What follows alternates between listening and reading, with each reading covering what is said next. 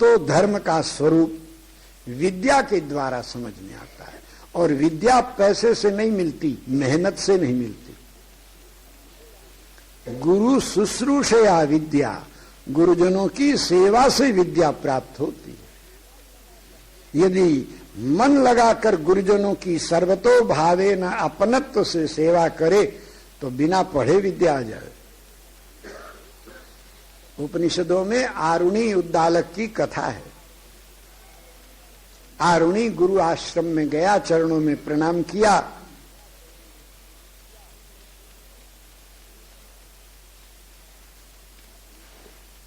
समिधा भेंट में रखी, समिधा माने सूखी लकड़ी, साष्टांग किया, मैं आपका अंतेवासी, आपका शिष्य, विद्याध्ययन के लिए आया हूं, कोई सेवा बताओ।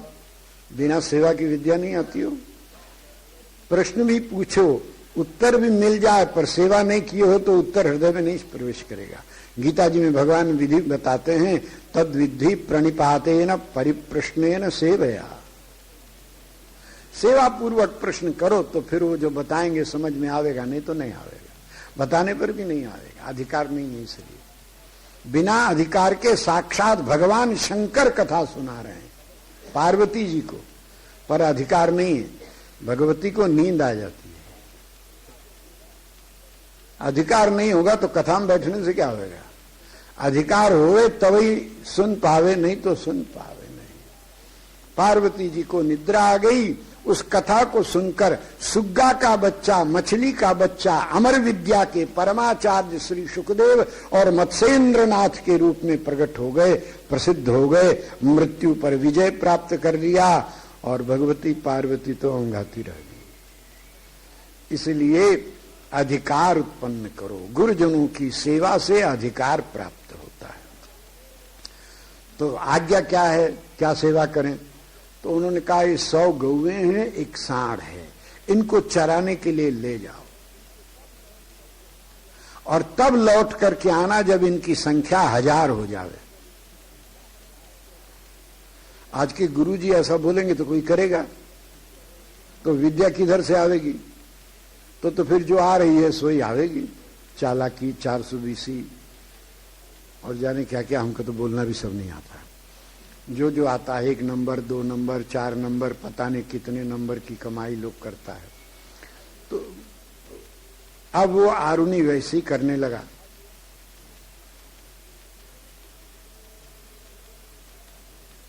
गुरुजी महाराज घूमते घामते 2-4 दिन के बाद बच्चे की खोज खबर लेने के लिए, आखिर गुरु है ना, गुरु माता पिता से अधिक अपनत्व रखने वाला होता है यदि सच्चा गुरु हो तो। इसीलिए हनुमान चालीसा में हनुमान जी की प्रार्थना करते समय कहते हैं, करिए कृपा गुरुदेव की नाई, माता की नहीं, पिता की नहीं, गुरुदेव की नाई। गुरु में अपनत्व होता है, शिष्य का दुख सुख समझते हैं। हरे शिष्य धन शोक न हरई। अब आगे की चौपाई क्या बोले, बोलते नहीं बने। तो गुरु का गुरुत्व तो इसी में है, जाके सिर तर कर धर्यो तास तर कर नहीं अड्यो। जिसके सिर पर हाथ रखा उसके सामने हाथ क्या फैलावे। और अर्प्यो पद निर्वाण शोक निर्भय करी छड्यो। वो जब तक निर्वाण को प्राप्त न हो जावे तब तक भगवान से प्रार्थना करते रहते हैं, उसको संभालो, अपने धाम में ले जाओ, उसकी परिस्थितियों को कम करो। भाग्य तो भोगना है तो थोड़ा कम कर दो, आप दया निधान, जाने क्या क्या करते रहते हैं। तो अब वो गए। ऐसे गुरु मिल जाए तो कोई शिष्य टिकेगा नहीं। शासने स्थिर वृत्तिश्च शिष्य सद्भिर उदाहरत। कैसी भी परिस्थिति हो, शासन में, आज्ञा पालन में स्थिर रहे, उसी का नाम शिष्य है। महर्षि पहुंचे हैं। बेटे कैसे हो? आनंद है।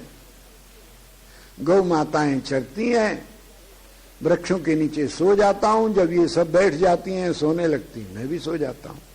सवेरे चरने लगती हैं, इनके साथ साथ डोलता हूं। जब बछड़े दूध पीते हैं तो मैं भी इनके साथ दूध पी लेता हूं। गुरुदेव ने कहा, दूध तुम पियोगे तो बछड़े भूखे रह जाएंगे। बछड़े अच्छे हो गए इसीलिए हमने ये दूध छोड़ दिया है, नहीं तो आश्रम में मंगाते। पर बछड़ों को स्वस्थ होना चाहिए, आगे इनको बहुत काम करना है। अच्छा, गुरुजी तो चले गए, दूध पीना बंद हो गया। फिर 5-7 दिन के बाद गुरुजी आए। आजकल कैसे निर्वाह करते हो? बोले बछड़े दूध पीते हैं, ज्यादा दूध आता तो अगल बगल से गिरता है झाग, उसी को चाट लेता हूं, काम चल जाता है। बोले बछड़े तुमसे बहुत प्यार करते हैं, सेवा करने वाले से। ज्यादा झाग गिरा देंगे, ज्यादा दूध गिरा देंगे तो फिर ये भूखे रह जाएंगे। और जब तुम नहीं पियोगे तो समझ जाएंगे कोई नहीं पीता है तो फिर नीचे गिराने से क्या फायदा, वो पी जाएंगे। अच्छा, फिर आए, अब कैसे निर्वाह करते हो? बोले आसपास के गांव से भिक्षा कर लाता हूं। ब्रह्मचारी जो भिक्षा मांगे वो भिक्षा गुरु की होती है, स्वयं अपने ग्रहण कर ले वे ये अधर्म है। अब बेचारे के 2 काम हो गए, गाय चराओ और भिक्षा मांग के आश्रम में पहुंचाओ। और गुरु जी ये भी नहीं कहें कि थोड़ा प्रसाद ले जाओ, भिक्षा लाया धर दो और बस चुप, वो चला जावे। अब भूख के मारे व्याकुल हो गया। ऐसे गुरु जी मिलेंगे तो कोई शिष्य टिकेगा? ऐसे गुरुओं नहीं मिलेंगे। अब तो गुरु शिष्य की सेवा करने में गौरव मानते हैं। मठों में, मंदिरों में, प्रत्येक कमरे में सुविधा करो, नहीं तो सेठ जी दूसरी जगह जाके टिक जाएंगे। तो आजकल वो क्या बोलता है, उसी कमरे में नहाने धोने का निस्तार का बनता है वो। तो हाँ, हम, अरे वाह भाई, हाँ, तो यही सब बनता है। और जहां सेठ जी आए तहां महंत जी आरती में भले ही ना आवे, बाकी सेठ जी का आना सुने तो उतर जाते। गुरु जी आए, दंडोत किया, प्रसन्न हो गए, गले की माला उतार के दी और प्रसन्न हो गया। देखो तुम्हारे लिए कमरा बनाए, इसने में ये झाड़ा फिरने की जगह है और ये नहाने की जगह है सब। अब थोड़ा सोचो, गुरु गोविंद का दर्शन कराता है कि पायखाना दिखाता है?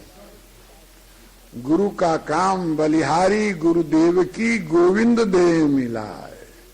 पर पैसे के लिए भगवान को भूल करके लोगों की सुविधा के लिए, शिष्य तो स्वयं गुरुदेव की सुविधा का विचार करता है। आचार्यस्य शरीरम रक्षेत, ये शिष्यों का काम है। आचार्य के शरीर की रक्षा करो, उनके शरीर में जैसी सुविधा, औषधि, वस्त्र, आभूषण, शीत गर्म, इन सब में जो जो चाहिए शिष्यों का कर्तव्य है गुरु के शरीर की रक्षा करे। उनका शरीर स्वस्थ रहेगा तभी उपदेश बनेगा। और गुरु का काम है शिष्यानाम स्वरूपम रक्षेत, शिष्यों के स्वरूप की रक्षा करे। अधर्म कहीं होता हो, भूल कहीं होता हो तो बतावे, ऐसा नहीं ऐसा करना।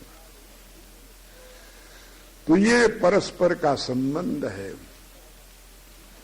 अब बेचारा भूख के मारे पत्ता चबाने लगा, पता नहीं कौन सा जहरीला पत्ता खा गया, उसकी आंखों की रोशनी चली गई, कुएं में गिर गया।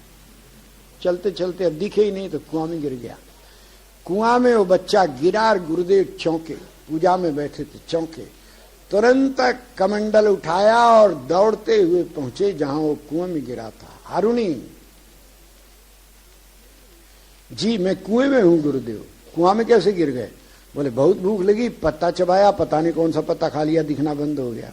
अच्छा, गुरुदेव का हृदय भर आया।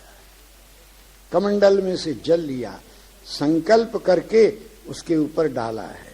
सिर पर जल पड़ते ही वेद मंत्र स्फुरित हुए। अश्विनी कुमारों की स्तुति करो। उसने वेद मंत्र से स्तुति की है तो देवताओं के वैद्य अश्विनी कुमार प्रकट हुए। कैसे स्मरण किया? मेरी आंख की रोशनी चली गई। उन्होंने औषधियां मिला करके एक मालपुआ तैयार कर दिया। और उसको हाथ डालकर नीचे, बोले ऊपर हाथ करो, ये ले दवा।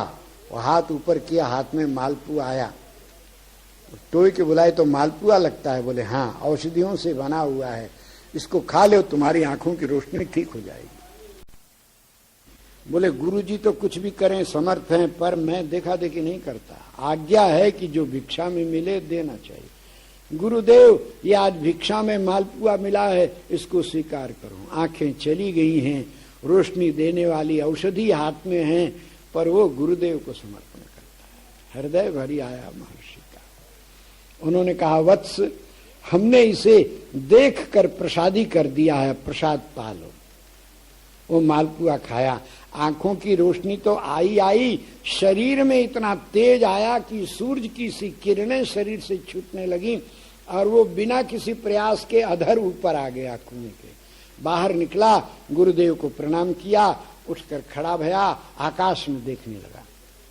गुरुदेव बोले बेटा क्या देख रहे हो? बोले ऋग्वेदोथ यजुर्वेदो सामवेदो अथर्वणः। ऋग्वेद, यजुर्वेद, सामवेद, अथर्ववेद, पुराण, शास्त्र, उपनिषद, इतिहास, काव्य, ये सब विद्याओं के स्वरूप अधिदेवता अपने आप में लड़ रहे हैं। यही हम देख रहे हैं कि आपस में लड़ते हैं, सब विद्याएं आपस में लड़ रही हैं। काहे को लड़ रही हैं?